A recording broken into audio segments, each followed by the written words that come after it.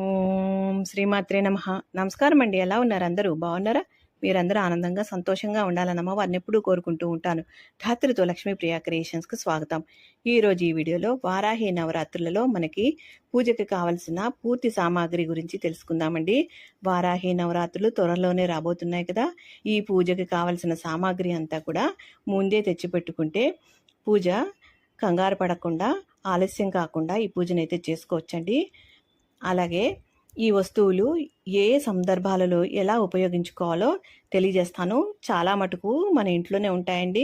అయితే కొత్తగా తెచ్చిపెట్టుకొని పూజ చేయాలనుకుంటే తప్పకుండా తెచ్చిపెట్టుకోండి. అయితే ఉన్నవే సరిపెట్టుకుంటాము, మాకు స్తోమత లేదు, కొనలేము అనుకున్నవారు ఉన్న వాటితోటే పూజ చేసుకోండి.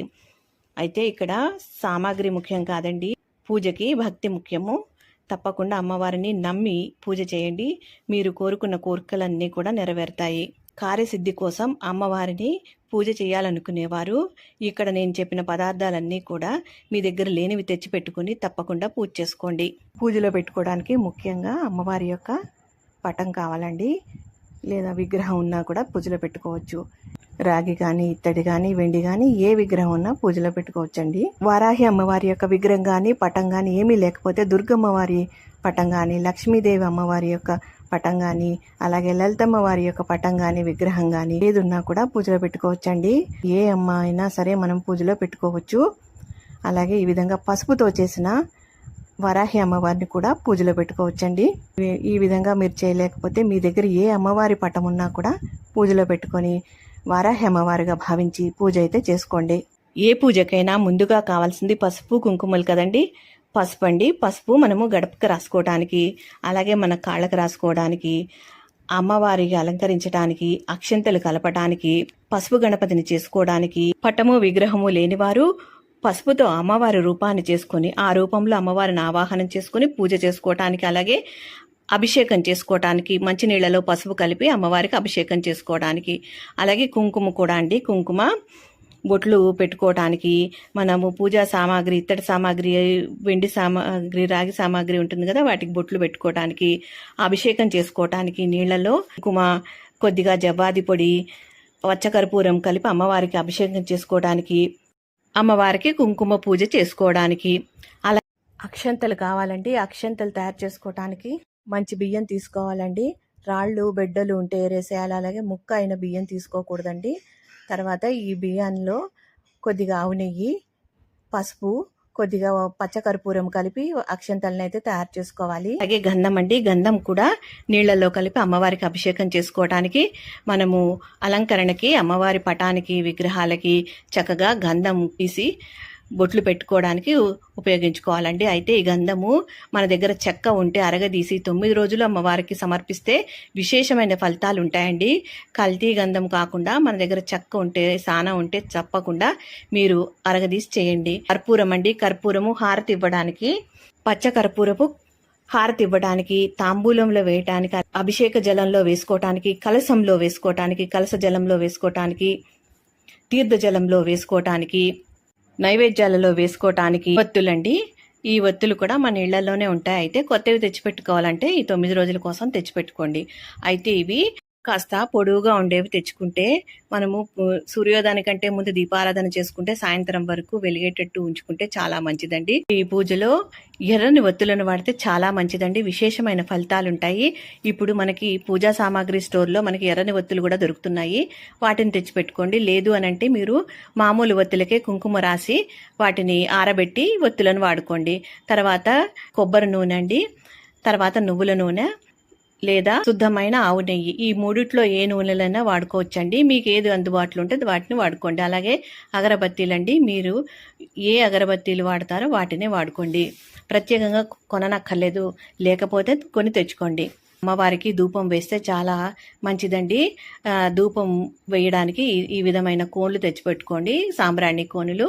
పూజలో అమ్మవారిని ఆవాహనం పలికిన తర్వాత ధూపం వేసి పూజ ప్రారంభిస్తే చాలా మంచిదండి. తర్వాత పూజ అంతా అయిన తర్వాత మరొకసారి ధూపం వేయాలి. ఈ విధంగా చెయ్యాలంటే తెచ్చుకోండి. అలాగే జవ్వాది పౌడర్ అండి. సువాసన భరితమైన పూజ అంటే అమ్మవారికి ఎంతో ఇష్టం. అందుకని కుంకుమలో కలుపుకోవడానికి, పసుపులో కలుపుకోవడానికి, పూజాపీఠం పైన అంతా జల్లడానికి, కలసంలో వేసుకోవటానికి ఈ విధంగా మనము వాడుకోవచ్చండి జవ్వాది పౌడర్ ఉంటే. అభిషేక జలంలో కలుపుకోవటానికి, అలాగే కలసము ఏర్పాటు చేసుకుంటే కలసం నీళ్ళల్లో వేసుకోవటానికి ఈ జవ్వాది పౌడర్ని అయితే మనము కొని తెచ్చిపెట్టుకోవాలండి. అలాగే రోజ్ వాటర్ అండి, మనము పసుపు గంధము కలిపి పెట్టుకుంటాం కదా, రోజ్ వాటర్లో కలిపి పెట్టుకుంటే మంచిదండి. నిమ్మకాయలండి, ఆకుపచ్చని నిమ్మకాయలు తెచ్చుకోవాలండి. ఈ విధంగా బొట్లు పెట్టి అమ్మవారికి మాలగా వేయడానికి, అలాగే అమ్మవారికి నైవేద్యంగా పెట్టడానికి, అలంకరణ కోసము ఈ నిమ్మకాయలను అయితే తీసుకోవాలండి. ఇవి ఆకుపచ్చగా ఉన్నాయి మాత్రమే తీసుకోవాలి, పసుపుగా ఎల్లో రంగులో ఉన్నాయి మాత్రం ఈ పూజలో వాడకూడదండి. తర్వాత బియ్యం పిండి, అమ్మవారి పీఠం పైన పూజా మందిరంలోనూ ముగ్గు వేయటానికి, గడప దగ్గర బొట్లు పెట్టడానికి, ముగ్గు వేయటానికి, అలాగే ఈ బియ్య పిండితో ప్రమిదలు చేసి దీపారాధన చేసుకోవటానికి, అమ్మవారి నైవేద్యంగా పెట్టడానికి, చలిమిడి తయారు చేసుకోవటానికి ఈ బియ్యం పిండి కావాలండి. కొత్తది అయితే బాగుంటుందండి, నైవేద్యంగా అది పెడతాం కాబట్టి. అలాగే కలసం కోసం చెంబులు, రాగి చెంబు కానీ, ఇత్తడి చెంబు కానీ, వెండి చెంబు కానీ తీసుకోవాలండి. స్టీల్ చెంబులు, అవి స్టీల్ పాత్రలు అవి పూజలో వాడకూడదు. అందుకని ఈ కలసం చెంబు ఒకటి మీరు శుభ్రంగా తోమి పెట్టుకోండి. తర్వాత కొబ్బరికాయలండి, కలసం పైన పెట్టడానికి, అమ్మవారికి రోజు నైవేద్యంగా కొట్టి పెట్టడానికి, అలాగే ప్రసాదంగా కొబ్బరన్నం అది చేస్తాం కదా, ఈ 9 రోజుల్లో ఒక రోజు నైవేద్యంగా, దానికోసం కొబ్బరి దీపాలు వెలిగిస్తాము అమ్మవారికి. విశేషమైన తిథులలో అమ్మవారికి దీపారాధన చేసుకోవటానికి కొబ్బరికాయలు, పీఠండి, అమ్మవారి యొక్క విగ్రహాన్ని కానీ పూజ ఏర్పాటు చేసుకోవటానికి పీఠాన్ని తీసుకోవాలి. ఈ పీఠం పైన పరచడానికి ఒక వస్త్రం తీసుకోవాలి. మీ దగ్గర జాకెట్ బట్టు ఉన్నా సరే అదైనా పరుచుకోవచ్చు. తెల్ల అవ్వాలండి అమ్మవారికి ధూపం వేయడానికి. మనం ఇందాక సాంబ్రాణి కప్పులు చూపించాను కదండి, అందులో సాంబ్రాణి అంతా అయిపోయిన తర్వాత వేడిగా ఉంటుంది కదా, అప్పుడు ఈ ఆవాలు అందులో వేసి ధూపం వేయాలండి అమ్మవారికి.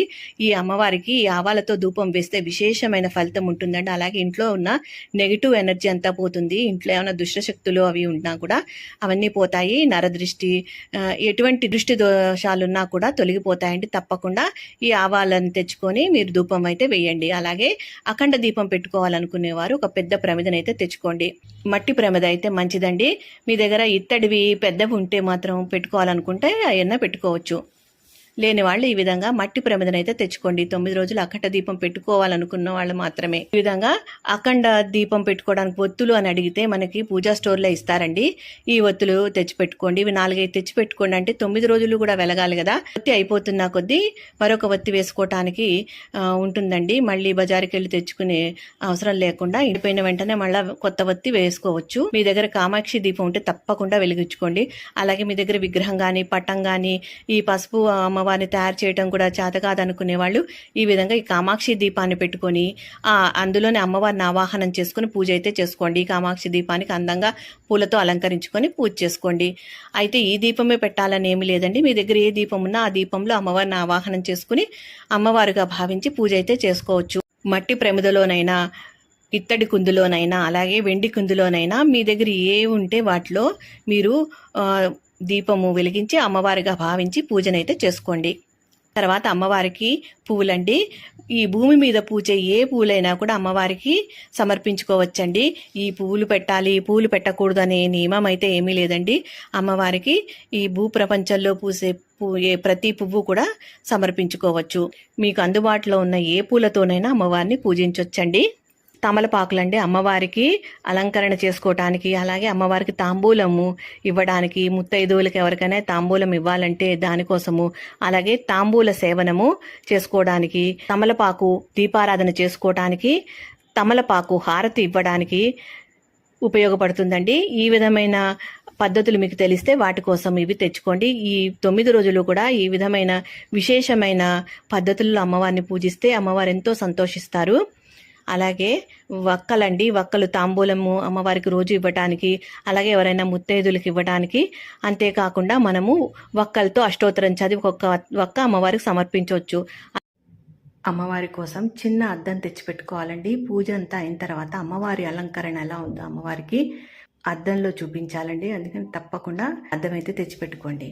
పంచపాత్ర, ఉద్దరిణి, అలివేణి, హారతి స్టాండు, అగరబత్తి స్టాండు, ఇటువంటి ఇత్తడి, వెండి సామాగ్రి అంతా కూడా మనము ముందు రోజే శుభ్రంగా తోము పెట్టుకోవాలండి. అలాగే నైవేద్యాలు పెట్టుకోవడానికి చిన్న చిన్న ఇత్తడి పళ్ళాలు కానీ, ఇత్తడి గిన్నెలు కానీ, వెండి గిన్నెలు కానీ సిద్ధం చేసి పెట్టుకోవాలండి. స్టీల్ గిన్నెలు అవి వాడకూడదండి. ఇటువంటి పాత్రలు ఏవి అందుబాటులో లేకపోతే గనక నైవేద్యాలన్నీ కూడా తమలపాకులో పెట్టి అమ్మవారికి నివేదించవచ్చు. అలాగే పళ్ళు అండి, పళ్ళు కూడా అమ్మవారికి నైవేద్యంగాను తాంబూలంలో పెట్టడానికి ఉపయోగపడతాయి. కలసం మీద పెట్టడానికి ఎరుపు, పసుపు, ఆకుపచ్చ ఇలా రంగులోనైనా పెట్టొచ్చండి. ఎరుపు అయితే విశేషంగా ఉంటుంది. ఈ కలసం మీద పెట్టిన జాకెట్ బట్ట మీరే కుట్టించుకుంటారు కనుక మీకు సరిపోయేటటువంటిది తెచ్చుకోండి. వస్త్రం అండి, వస్త్రము అలాగే యజ్ఞోపవీతాలు రెడీ చేసి పెట్టుకోవాలి. మీకు చేయగలిగితే మీరు చేసుకోండి ప్రతిరోజు కూడా. లేదు అనంటే మీరు బజార్లో దొరుకుతాయి కదా, పూజా స్టార్లో తెచ్చుకోండి. అలాగే పసుపు కొమ్ములండి, అమ్మవారికి అష్టోత్తరం చదువుతూ ఒక్కొక్క పసుపు కొమ్ము సమర్పించవచ్చు. అలాగే మాలగా కూడా వేయొచ్చు. ఎవరైనా ముత్తైదువులకు కూడా తాంబూలంలో ఇవ్వవచ్చు. వంకర్లున్నవి, పుచ్చులున్నవి తెచ్చుకోకూడదండి. బాగా మాల కట్టడానికి సాఫ్గా ఉన్నవైతే బాగుంటాయండి. జాకెట్ బట్టలండి, అమ్మవారికి జాకెట్ బట్ట, చీర పెట్టడానికి మీకు స్తోమత ఉంటే, లేదు అని అంటే ఒక జాకెట్ బట్ట అయినా అమ్మవారికి సమర్పించుకోవచ్చు. అలాగే ఎవరైనా ముత్తైదువులకి ఇవ్వాలి అనుకుంటే జాకెట్ బట్ట తాంబూలంలో పెట్టి ఇవ్వవచ్చండి. ఎవరికైనా ఇస్తున్నామంటే అది అమ్మవారికి ఇస్తున్నట్టేనండి. ఆ రోజున ఆ విధంగా అనుకొని ఇవ్వాలి. గాజులండి, ఎరుపు, పసుపు, ఆకుపచ్చ ఇలా అమ్మవారికి సమర్పించుకోవడానికి గాజులు తెచ్చుకోవాలి. చిల్లర కాయిన్స్ అండి, ఇవి అష్టోత్తరం చదువుతూ ఒక్కొక్కటి అమ్మవారికి సమర్పించుకోవచ్చు. లేదా దక్షిణ ఇవ్వడానికి చిల్లర కాయిన్స్ దగ్గర పెట్టుకోవాలి. బెల్లం ముక్కలండి, బెల్లము పెద్దదైతే చిన్న చిన్న ముక్కలుగా కొట్టి పెట్టుకోండి. ఈ విధంగా చిన్న ముక్కలైతే వినాయకుడి దగ్గర నైవేద్యానికి, అలాగే అమ్మవారికి నైవేద్యంగా పెట్టొచ్చండి. ఏ నైవేద్యము పెట్టకపోయినా సరే ఈ బెల్లం ముక్క అయితే సమర్పించుకోవచ్చు. పానకం తయారు చేసుకోవచ్చు ఈ బెల్లంతో. అలాగే కంద దీపం వెలిగించుకోవటానికి కంద తీసుకోవాలండి. ఫ్రెష్గా ఉన్న కంద తెచ్చుకోవాలండి. ఎండిపోయినట్టుగా, ఒడిలిపోయినట్టుగా ఉన్నది కాకుండా గుండ్రంగా ఉండాలి. పిలకలు లేనిది తెచ్చుకోవాలండి. చిన్న చిన్న బొడుపులు ఉంటాయి కదా, అలా లేనిది తెచ్చుకోవాలి. అష్టమి తిథి రోజున, నవమి తిథి రోజున, పంచమి తిథి రోజున మనం కంద దీపాన్ని అయితే వెలిగించుకోవచ్చు. ఈ విధంగా వెలిగించుకుంటే విశేషమైన ఫలితాలు అయితే కలుగుతాయి. అమ్మవారికి నైవేద్యంగా చలిమిడి, వడపప్పు, పానకము ఈ 3 అయితే తప్పనిసరిగా పెట్టాలండి. 3 పెట్టాలా రోజు అంటే మీకు చేయదలుచుకుంటే 3 పెట్టండి ప్రతిరోజు కూడా. లేదు అంటే ఏదో ఒకటి పానకం అయితే తప్పనిసరిగా పెట్టాలండి ప్రతిరోజు కూడా. పానకం తయారు చేసుకోవడానికి బెల్లాన్ని పొడిగట్టి పెట్టుకోవాలి, లేదా పొడి దొరుకుతుంది కదా అదన్నా కొని పెట్టుకోవాలి. అలాగే ఇలాచీలు కూడా కావాలండి, పొడి కొట్టి పెట్టుకోండి ప్రతిరోజు చేసుకోవాలనుకుంటే కనుక. నైవేద్యంగా పెట్టే వస్తువులన్నీ కూడా మనం ఇంట్లో వాడిన వాటితో కాకుండా దేవుడికి సపరేట్గా పెట్టుకుని వాటితో వాడితే మంచిది. అలాగే నీళ్ళండి, మంచి నీళ్లు, శుద్ధ జలము, ఇందులో బెల్లం పొడి, ఇలాచీ పొడి వేసి పానకాన్ని అయితే తయారు చేసుకోవాలి. ఈ విధంగా ఈ బెల్లం పొడి, ఇలాచీ పొడి వేసి పానకం అయితే రెడీ చేసుకోవాలండి. అందులో 2 తులసాకులు వేసి నైవేద్యంగా సమర్పిస్తే చాలా బాగుంటుంది, చాలా మంచిదండి. అలాగే అమ్మవారికి నైవేద్యంగా పెట్టే చలిమిడిని ఏ విధంగా తయారు చేయాలో ఇప్పుడు చూద్దామండి. బియ్యపిండి తీసుకుని కొద్దిగా ఆవు నెయ్యి, తగినంత బెల్లం పొడి వేసుకుని, యాలకుల పొడి, కొద్దిగా పచ్చకర్పూరం వేసి ఆవు పాలతో ముద్దగా చేసుకోవాలండి. ఈ విధంగా చేస్తే చలిమిడి తయారవుతుంది. ఆవు పాలు లేని వాళ్ళు మంచినీళ్లతో కూడా చలిమిడి కలుపుకోవచ్చండి. ఇవన్నీ ఏమీ లేనప్పుడు మనము సీజన్లో దొరికే పళ్ళనన్నీ కూడా అమ్మవారికి నైవేద్యంగా పెట్టవచ్చు. దసరా నవరాత్రులలో దుర్గాదేవి అమ్మవారికి 9 రోజులు కూడా ఏ విధంగానైతే మనం నైవేద్యాలు సమర్పిస్తామో అలాగే ఈ అమ్మవారికి కూడా ఈ గుప్త వారాహి నవరాత్రుల్లో కూడా 9 రోజులు రోజుకొక రకమైన నైవేద్యాన్ని నిర్దేశించబడిందండి శాస్త్ర ప్రకారం. ఆ నైవేద్యాల్ని మీరు వండగలిగితే అవి తయారు చేసి వండండి. నా ముందు వీడియోలో ఏ రోజున ఏ నైవేద్యం పెట్టాలి అని చేశానండి. ఆ వీడియో లింక్ ఇక్కడ డిస్క్రిప్షన్లో ఇస్తాను, మీకు కావాలంటే చూడండి. అలా మీకు ఓపిక ఉండి చేయాలని ఆసక్తి ఉంటే కనుక తప్పకుండా ఈ నైవేద్యాలను అయితే చేసి అమ్మవారికి సమర్పించండి. నేను చెప్పిన ఈ వస్తువులే కాకుండా అమ్మవారికి ఇంకా ఏమైనా సమర్పించాలి అని మీరు అనుకుంటే, మీ దృష్టిలో ఏమైనా ఉంటే వాటిని తెచ్చిపెట్టుకోండి. చిట్టి గాజుల మాల, అష్టోత్తరం చదువుతూ అమ్మవారికి గాజులు సమర్పించడం, అలా శాకాంబరి అలంకారం కోసం కూరగాయలు, ఇలా విశేషంగా అలంకరణ చేసుకోవాలనుకుంటే అవన్నీ కూడా మీరు తెచ్చిపెట్టుకొని ఈ 9 రోజులు కూడా రకరకాల పళ్ళతోటి రకరకాలుగా అలంకరణ చేసుకొని పూజనైతే చేసుకోవచ్చు. ఈ విధంగా ముందే అన్ని తెచ్చిపెట్టుకుంటే ఎటువంటి ఆటంకము లేకుండా, ఏ వస్తువు లేదు అని కంగారు పడకుండా ప్రశాంతంగా, మనస్ఫూర్తిగా, ఆనందంగా ఈ పూజనైతే చేసుకోగలుగుతారు. ఈ వీడియో మీకు నచ్చింది అనుకుంటాను. అలా ఈ వీడియో మీకు ఉపయోగపడింది అనుకుంటాను. ఈ వీడియో గనక మీకు ఎంతో కొంత ఉపయోగపడితే మీ బంధుమిత్రులకి షేర్ చేయండి. ఈ వీడియో గనక మీకు నచ్చితే తప్పకుండా లైక్ చేయడం మర్చిపోకండి. మా వీడియోలని మొదటిసారి చూస్తున్నట్లయితే తప్పకుండా సబ్స్క్రైబ్ చేసుకోండి. అప్పుడే నేను చేసే వీడియోలు మీకు నోటిఫికేషన్ రూపంలో వస్తాయి. మా వీడియోల్ని మీరు మిస్ కాకుండా చూడగలుగుతారు. ఈ వీడియో కనుక నచ్చితే లైక్ చేయండి, షేర్ చేయండి, సబ్స్క్రైబ్ చేసుకోండి. మరో మంచి వీడియోతో మళ్ళీ కలుస్తాను. నమస్కారం. ఉంటానండి.